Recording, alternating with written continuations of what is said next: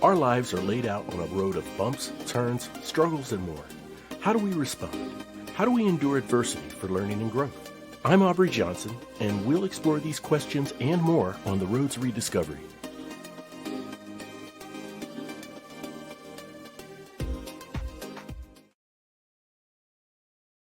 Hello, everyone, and welcome to another episode of The Road to Rediscovery.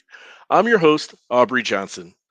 The Road to Rediscovery is about reflecting on life lessons to learn and grow from them, and of course, pay it forward and uplift others who are struggling through dark times. Now, as you know, you can hear this show anywhere you get your podcasts, and that is worldwide. We are on podcast platforms that you may not have even heard of. Again, globally. If you happen to listen on Apple Podcasts or Spotify, we encourage you to leave a rate and review. And if you don't listen on those platforms, we still want to hear your feedback. Just shoot us an email at roadtorediscoverypodcast@gmail.com. That's road to rediscoverypodcast at gmail.com and give us some feedback. We would love to hear what's on your mind, and we'll even sound it off and give you a shout out in a future episode. And as always, we are truly, truly grateful for your listenership. All right, my special guest is a success and freedom mentor and the CEO and founder of the Master Your Path community.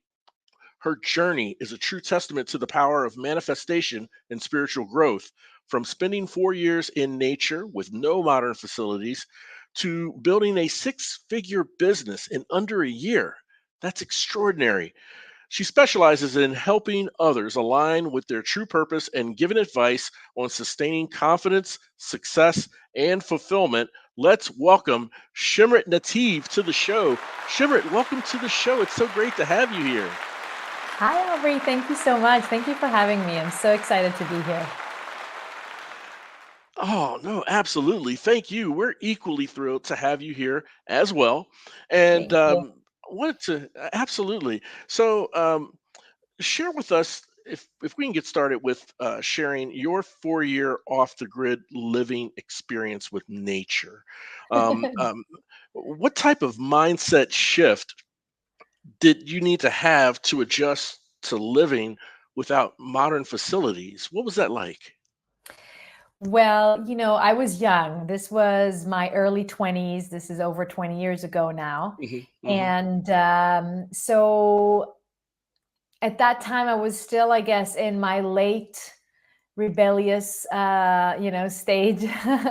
Growing, so the mindset was somewhat around that too. Hmm. Hmm. But also it was really to follow the desire that I've always had since a young age, which was to really live it, be more connected to nature. I come Mm. from an urban environment. My parents didn't take me to any kind of camping or anything like that. And I always, since a young age, had this craving even to be connected to nature, to be in nature. As a Ooh. teenager, I would take myself outside of town to the more Hmm. rural areas, and we'll just, be there. Hmm. And so it was really following that desire, coupled with following another, you can say, desire or calling to be close to the partner I was in. So I was with. So I moved to out of outdoors Hmm. and Hmm. off grid to live with my partner at the time, Hmm. um, who lived there, right? Right.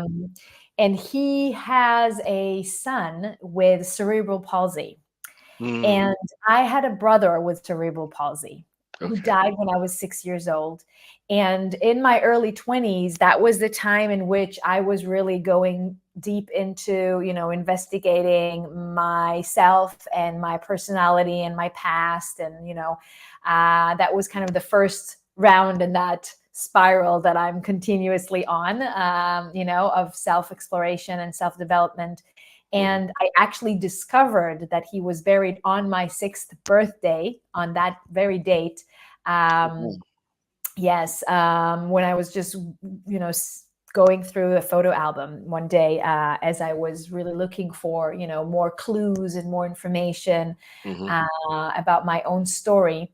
And so shortly after that, I manifested this relationship. So I literally materialized what I was so focused on at the time with myself and my self exploration. Hmm. And I met his son, Ori, who is still a good friend of mine. He's now 25 years old, more.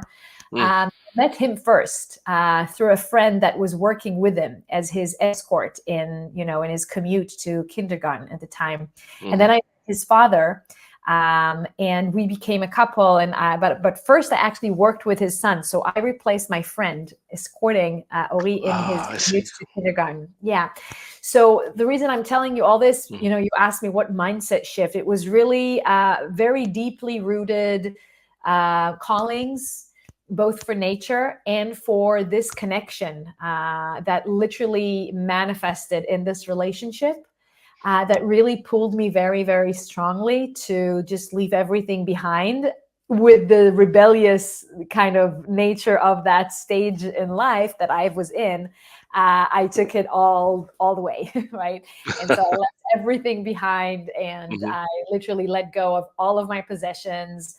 I only took my flute that I haven't even yet played at the time. I just had it. Mhm. Was another Mhm. deeply rooted desire that haven't yet didn't come to fruition up until that point. But I took that flute with me, and just my journals and a few other things. But really, for the most part, I left everything behind, and I moved to this. We basically lived in his forge. So he's a blacksmith, Mhm. and he had this forge out in the fields. Mhm. Um, but it was not like we didn't have any toilet or shower or kitchen, or we had electricity and cold tap water Mhm. and Mhm. some sort of a shed, but it was for the most part just living outdoors, cooking on fire, boiling water for the bucket shower every day, collecting wood, chopping wood, and that sort of thing. So yeah, Mm. it was, I guess, my inner journey that led me somehow to this manifestation of this kind of life with these people. It was I all see. interconnected, interrelated. Oh, amazing, amazing. So, and that is a mindset shift, right? And just to have the presence of mind, the wherewithal to be willing to just take all of your possessions, put them aside, right? Just doing away with these things as you move forward and face forward to the type of living that you were having on this journey in nature. Yeah. Very few conveniences, right? Yes. Yeah, and that sort of thing. So, in you've had this affection with nature for a long time prior to this time period. It sounds like. Yeah. Um, okay, so. I'm sure during those experiences you've had earlier on in life, there's I'm a huge advocate of when you're out, energy breeds energy, and so if you're out in say a nature setting, there's certain energy if you really appreciate that environment that you give off, and then there's energy that is fed back to you from nature. And I'm wondering, in this 4-year experience was there any new revelations that were bestowed upon you or made to you that hit you in your experience that was eye opening or a learning experience? Was there any type of revelations that nature had revealed to you? Well, many, many. It was nature and the lifestyle and the opportunity that opened up in that setting, Hmm. as well. So I will explain. Um, Firstly, Hmm. with the nature, it's really being very, very in sync with the elements, right? I mentioned fire, Hmm. for example. So when you are so dependent on just real raw fire for heating you in the winter, for cooking, for having warm water to, to shower. And you need wood, and you need the right type of wood and the right amount or size, and you need to deal with the fire and keep it burning. And Hmm. like, it sounds like, just like a nice activity, but when your life is so linked to that, for your basic necessities, as you said, then you really learn to sync with this element of Hmm. fire, for example, which is something that I've gained so much from, so much, with, surrendering to the fire's rhythm and needs and nature and movement. Hmm. If you push too hard, it will burn, it will turn off. If you don't take care of it, it will either turn off or go wild, right? Hmm. It's you really need to surrender to it and to be in sync with it. So that, for example, very, very, very much. Um, and then, as I mentioned, opportunities opened up for me in that setting. And when I what I mean by that is, so I mentioned the flute, right? So Yeah. another thing that I always loved was music, as a child and growing up. And I always, as a teenager, my friends were always the musicians, and I would always sit in, in jam sessions and such. But I was Hmm. never playing. I mean, I played a little bit of piano, but I wasn't a musician. I wasn't. But I love music, and I was a very developed listener. Yeah. Um, and it was there, and I had this flute for like my whole, high school years and everything, and I just never got to play it. I never got to really do anything with it. And it was in that setting, in that very different lifestyle with a lot of space, so nature is a different kind of space than, a house or an apartment in a street and in a town. And Yes, it I was is. just, right, Uh-huh. we were just there, the two of us, sometimes the three of us when his son was with us. And that's that. And the Hmm. dogs, we had dogs. And so there was a Hmm. lot of space and a lot of creative space, because he was an artist, and he was doing his art. He was older than me, so he was kind of like a mentor for me as well. Hmm. And that's when I started playing flute, and I was, for the first time, was able to really pick it up and keep it up, and really teach myself at first. And that became later on my career for 20 years. So um, That's yeah. amazing. No, that's awesome. That's amazing. And it seems like being in that element of nature and the energy that nature gives. And it goes deeper than just taking it at face value, right? We can always sit in nature and we hear a couple birds in the distance. Maybe as the sun goes down, we hear more crickets. Excuse me. And we hear twigs, maybe some creature walking across the in the grove with the trees and everything. But there's a deeper sense of presence Mm. if you are willing to take it in, that it Mhm. sounds like you have obtained, and in exchange it seemed to have fostered just growth and creativity and Yes. and artistry, Yes. with the flute and so forth. So that in what you're sharing, I truly appreciate, because that's a great example of the connection, that you've had with that environment, and an example of what you have received from it in terms of creativity, autonomy to create, and those sorts of things. Absolutely extraordinary. Now, Shemrit, I'd love if we can now talk about, um, how did the transition happen from, lack of a better term, I'm going to say just one extreme to another, but from one side of 4 years in nature to building a business? Yes. If you can give us a glimpse into how that transition happened and what virtues, if any, there were that you adapted or applied in the building the business season that you've learned Mhm. from the nature season? Well, there is a big piece between these two Okay.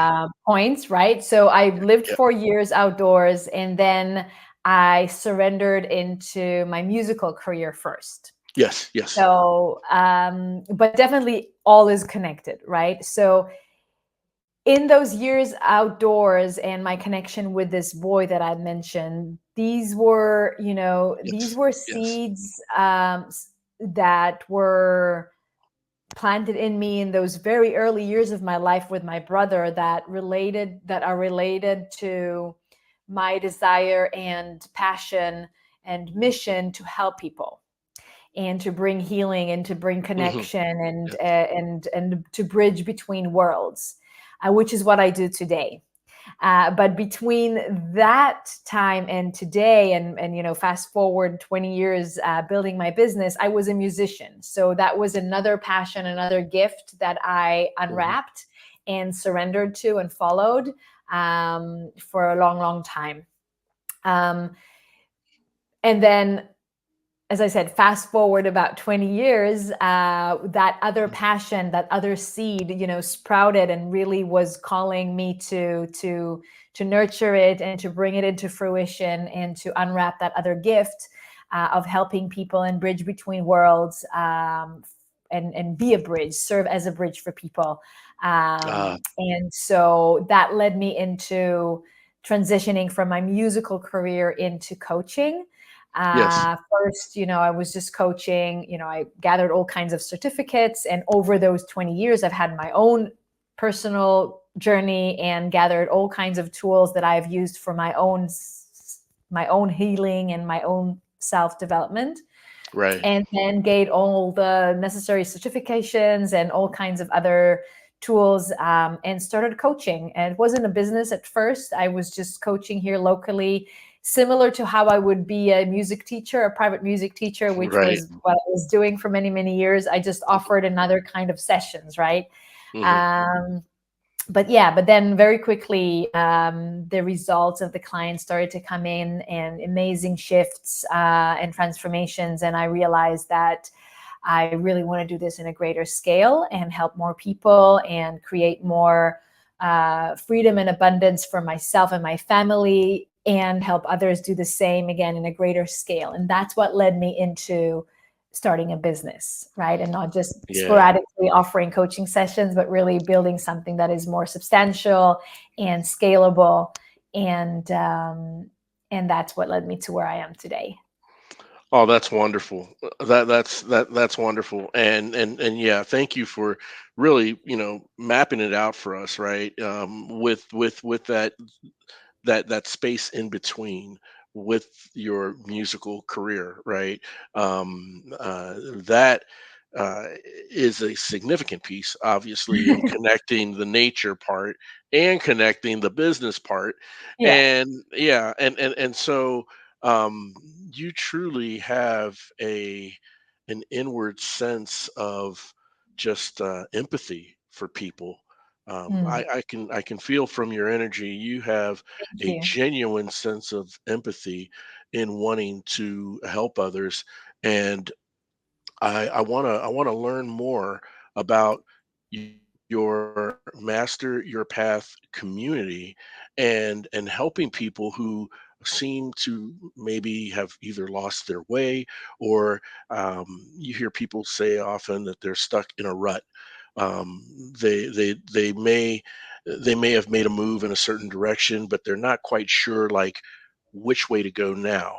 Um, Hmm. and they feel that if they go in a certain direction, they don't want to repeat the behaviors of the past that has gotten them nowhere, right?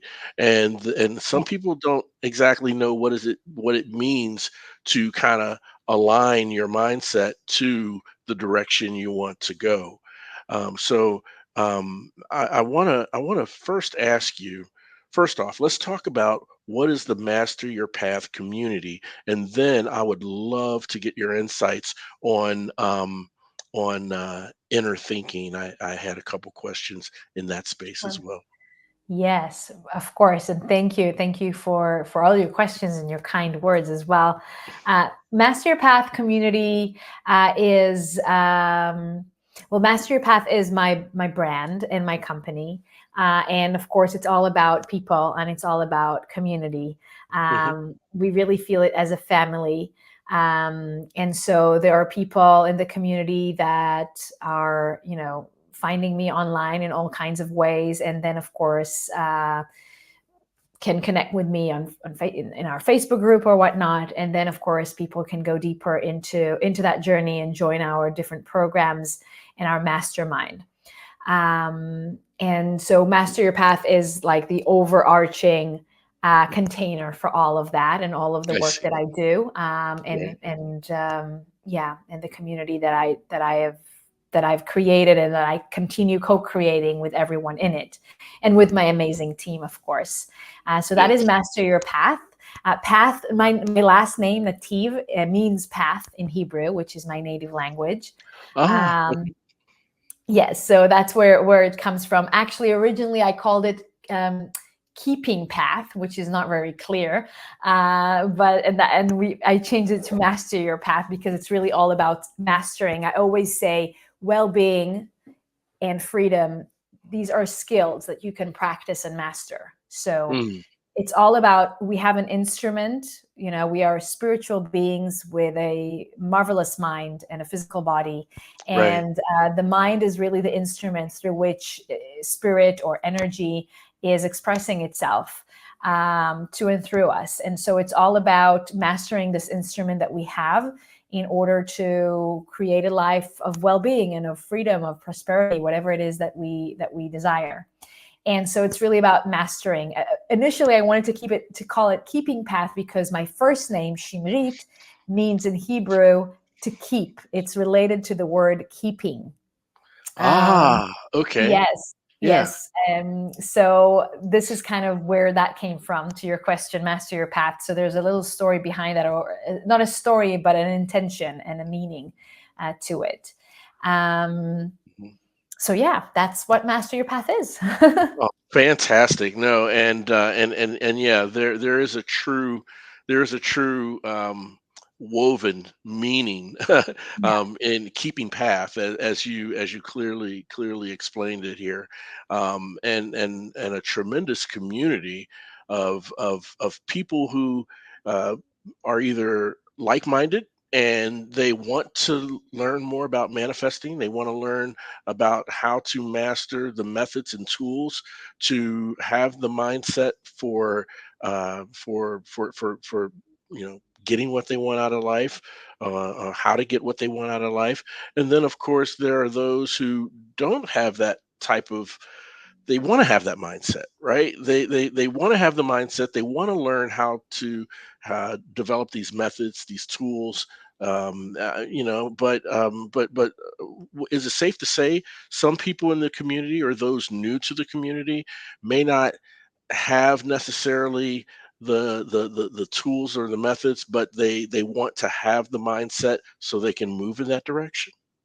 Well, yes, of course, for sure. People join Okay. the community in all kinds of stages, right? And in Okay. terms of their own journey Hmm. in this kind of realm.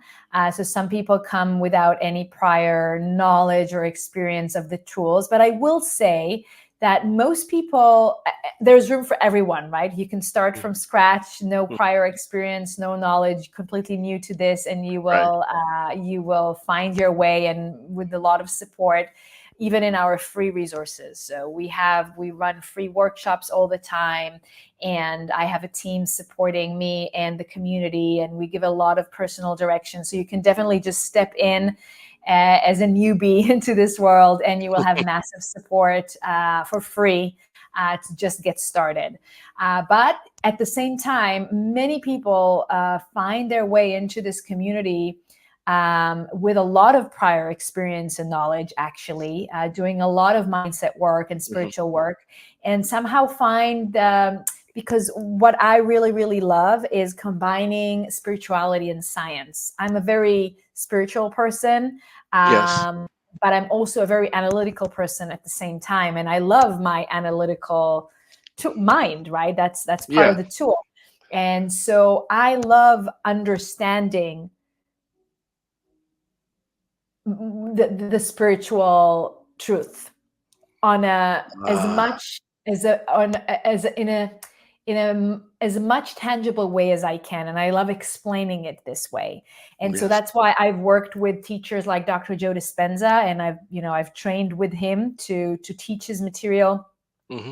And the reason why I love his work so much is that he brings the scientific explanation and proof of quantum leaping and coherence healing and all of those things that we can now explain scientifically and show, right? Or channeling, or all of those Yeah. things. So I find this so important to bring that, because that we are all programmed to really focus and rely on physical evidence and physical proof, and we are more a scientific and a mechanical um, generation or culture Yeah. than spiritual, for the most part, in the Western world at least, right? So we need that proof, we need that Yeah. evidence, and this kind of allows us to we can use our analytical mind to understand, and then we are able to let go of that need and really surrender to the spiritual truth and to the spiritual awakening and expansion. And so I've worked with him, and at the same time with Robert Moss, for example, who is a great dream master, and it's all about the spiritual world and the astral world. And others as well, or Bob Proctor, who is all about manifestation, success, setting goals. So I love combining all these teachers and great mentors that I've had the opportunity to work with, and bring something that is a combination of these different approaches and tools. And I find that people that come to the community, even if they have a lot of experience doing all or some of these or others practices and studies, still find the combination of them giving them a new way of understanding and implementation of it. So there's room for everybody, of course. If you're just getting started, or if you're well on your way in your spiritual growth or personal development, it is my intention and mission to support anyone wherever they are on their journey.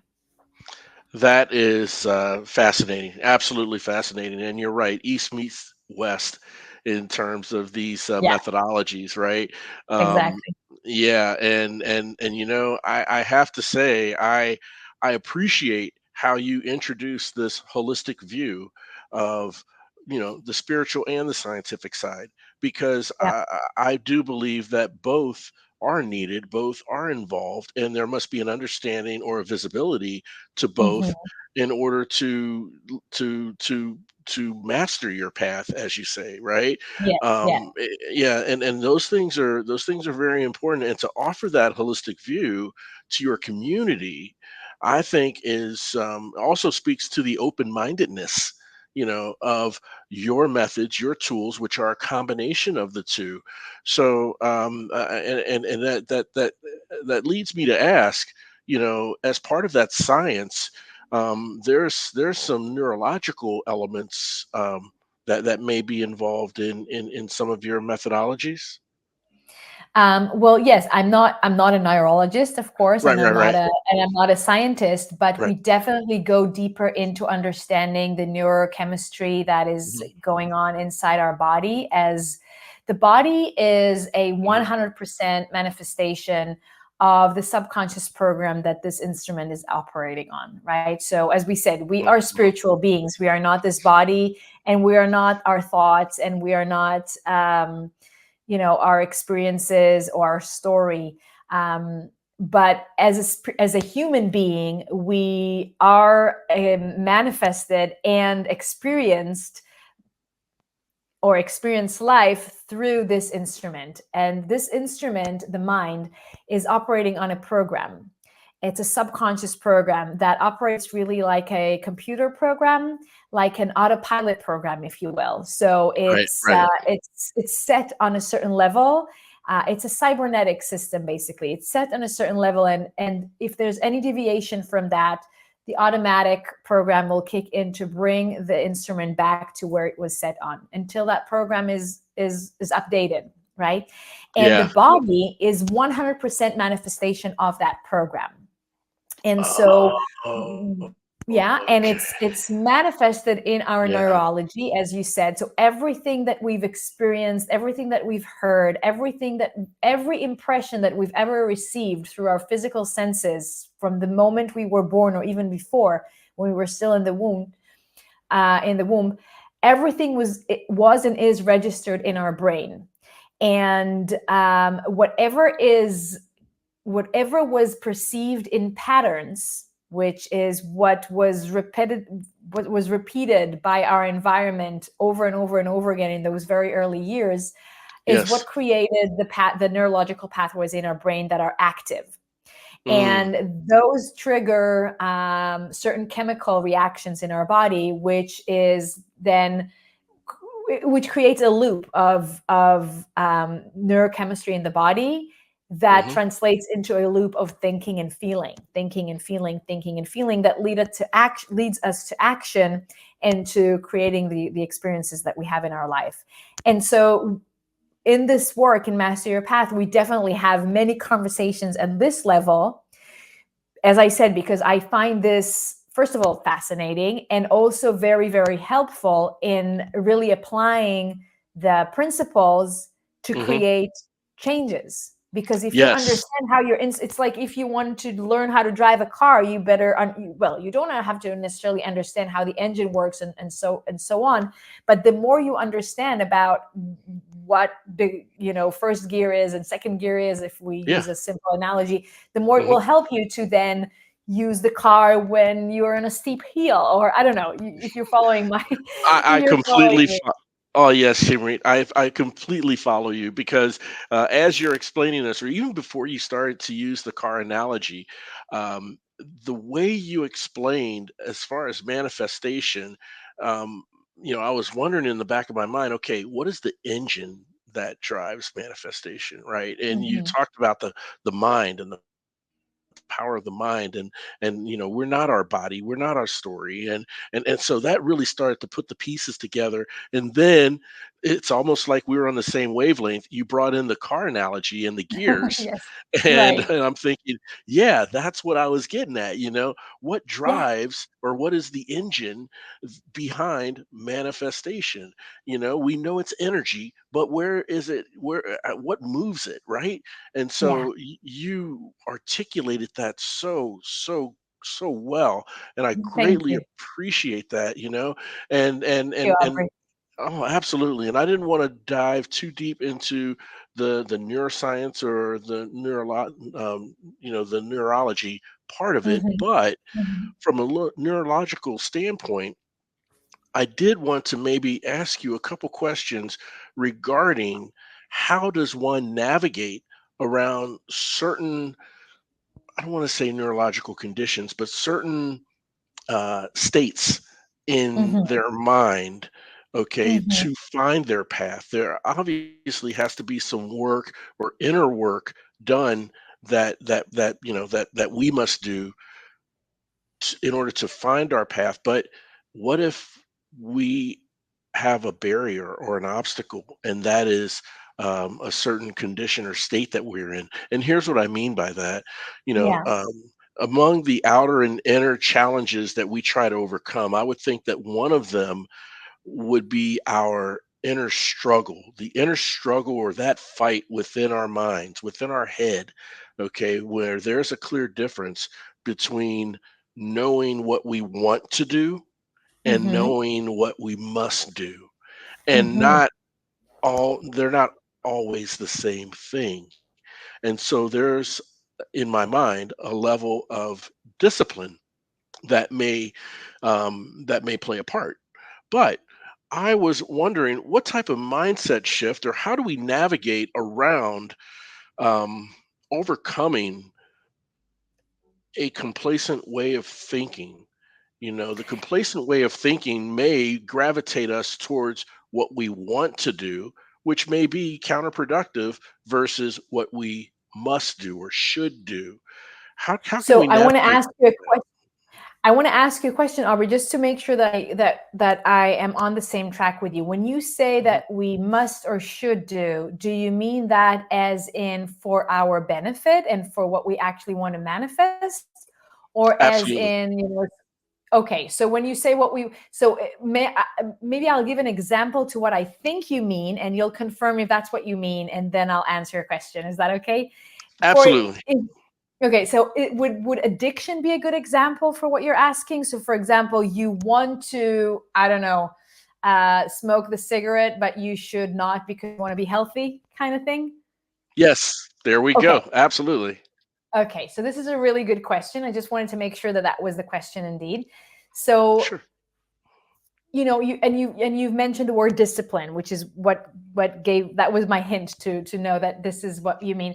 So discipline is self-love. Is Okay. one of the most beautiful, as a rebel myself, as I mentioned, this Yes. was one Yes. of the most useful and transformational mindset shifts that I've had a long time ago. Hmm. Discipline is self-love, right? We Yes. many of us, we experience discipline, or we perceive, better said, discipline is something that is limiting us, as something that is that is creating resistance, Yes. that is constraint. But actually, discipline is self-love, because if I am disciplined in my practice, in my decisions, if I make a decision to stop smoking, and I Hmm. follow that decision, I am Hmm. loving myself, I am caring for my Hmm. well-being, I'm caring for my health, I am a person of my word to myself, right? So I am, Hmm. that is an act of self-love, and seeing that as such can really, really help. um, the thing is that in order to change, we have to be greater than our body. Yes. So, Yes. and an addiction to a substance is no different, by the way, than an addiction to our own thoughts. We are literally addicted to our thoughts. So those chemicals that we mentioned, that the Hmm. thought in the thinking feeling loop, in the Yes. neurochemistry loop, we Yes. are addicted to that. We are addicted to the chemical hit that our inner pharmacy is producing to us and in us every time we think that thought.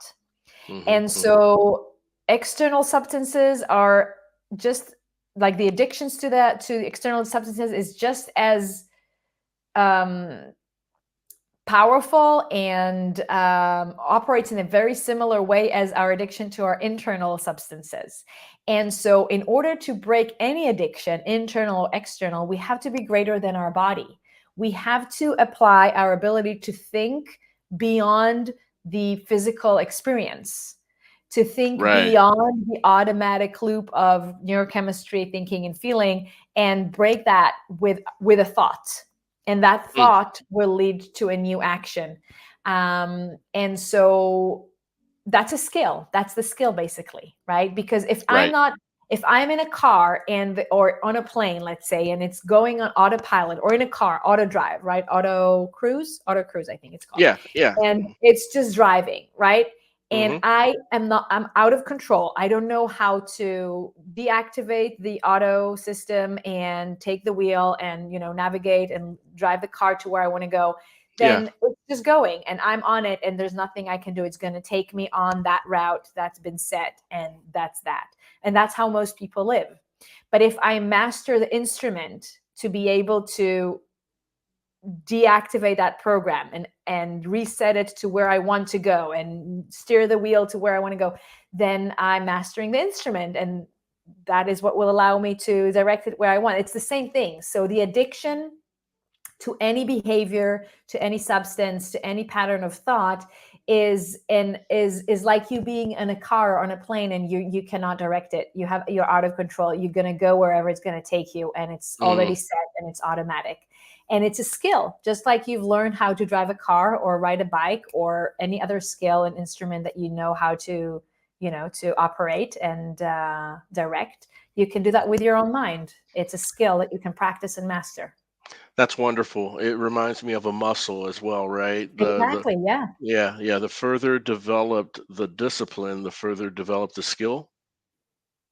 Exactly. Maybe. Oh, that's awesome. That's awesome. Yeah. Um, wow, this is very, very a very wonderful conversation, Shimrit, I agree. Thank you so and much. and I want to thank you. I mean, you are sharing some very, very important insights for the listeners. And yes, in my question that you just graciously answered, it was talking about discipline, talking about addiction as an example, because after all, we know different types of addictions happen to many people in life. This Yeah. show is about overcoming obstacles. It's Yeah. about mindset, and it's about having tools and Hmm. resources to Hmm. develop the mindset so that you can overcome these types of obstacles.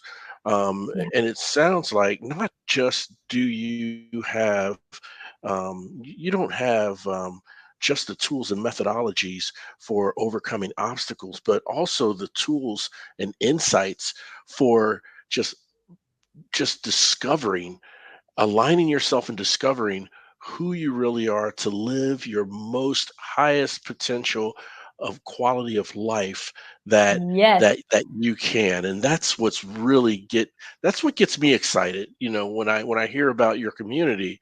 And is that true? I mean, Yes. You said you it so have tools perfectly. and methods for both. You Yeah. said that so perfectly. Oh, thank you. To be who you truly are. We literally have a module for that. That it's called "The Truth of Who You Are." Mhm. That's the first step in the rise journey that we Yes. have. That is our, Mhm. most like that's our mastermind program, and that's the main journey that people go on, the rise Yes. journey, and it starts with the truth of who you are. And the way you described Yes. it, Aubrey, when you said, just aligning with it, with who you truly are and living that life, like all I wanted to say is amen, like yes, yes, yes. You said it so well. Yeah, that's what this is all about, and that's what life is Yeah. about, right?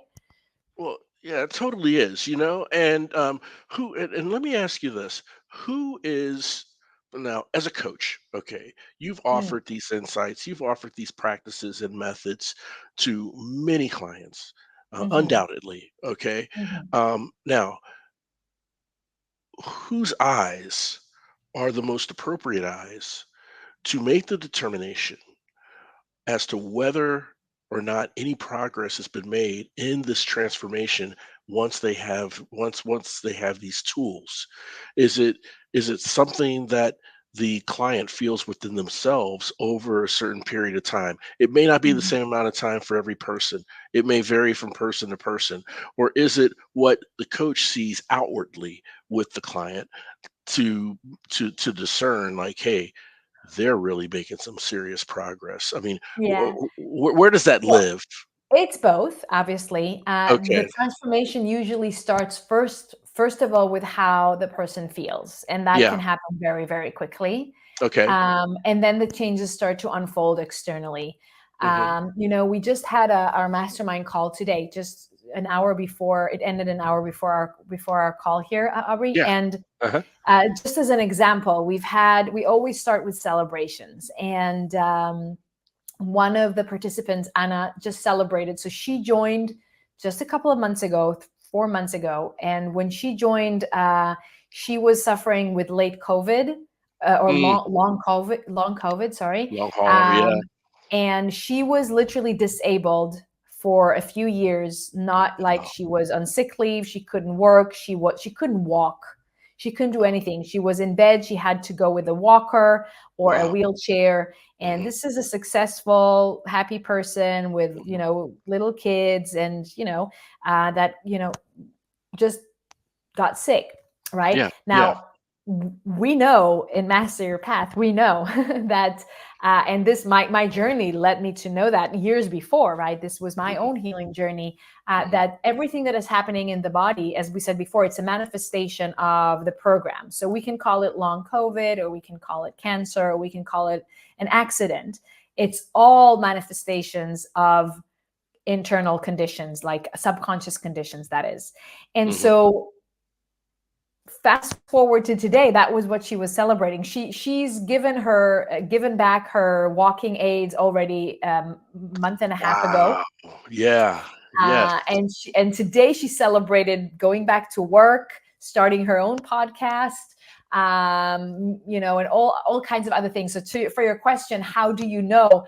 You know, right? You Yeah. feel it, and then Yeah. you start creating changes in your life. Of Hmm. course, the coach is always there to reflect and to support, and the community is there to reflect and to support. So we always see, Yes. like, wow, Anna, you're shining in a new light. Everybody can see it, right? Because we witness each other on our journeys, right? And that includes me Yes. as well, by the way. I'm very Yeah. transparent with my clients. I always share my own journey as well, because I'm on a journey too, forever. That's what life is about. So yeah, it starts with feeling, and then with embodiment, and with external results. That's amazing. And it lives in both places, as you said, because you have to have, I think we all must have that one witness, right? We have Yes. that witness, that can attest to the progress, can Yeah. attest to the growth, have been on, a part of that journey with you Yeah. from where you were to how you are today. You Yeah. know, I mean, that is wonderful. Well, Shimri, that begs me to ask the following question then, and I would love to know your insight on this. And that is, what is the secret? What is the secret to sustaining the level of success without burnout? How does one sustain their level of success without burning out? Because that can happen, I'm sure, at times. Yeah, and it happened to me. In my first year of business, I Hmm. really burned out, and I actually had to stop everything that I was doing and really Hmm. bring everything to a zero, and then restart it again. That's actually what led me to do this. So, I was coaching, and I was using tools that I've gained before, and helping people in a beautiful way, and I was ever so grateful for it. But I didn't really change my own programming. Hmm. I Hmm. came into business with a big goal, six figures in less than a year, and a lot of motivation. And Hmm. my own subconscious programming allowed me to reach it, but with a lot of hard work. And it led me to burnout. And that is what led me then to start doing, Dr. Joe Dispenza and Bob Proctor's work, and actually working personally with them as well, to really, really, really master myself Hmm. on a new Hmm. level. Yes. And that's what it takes, right? And then I restarted everything, and exceeded those goals, and continued expanding beyond that.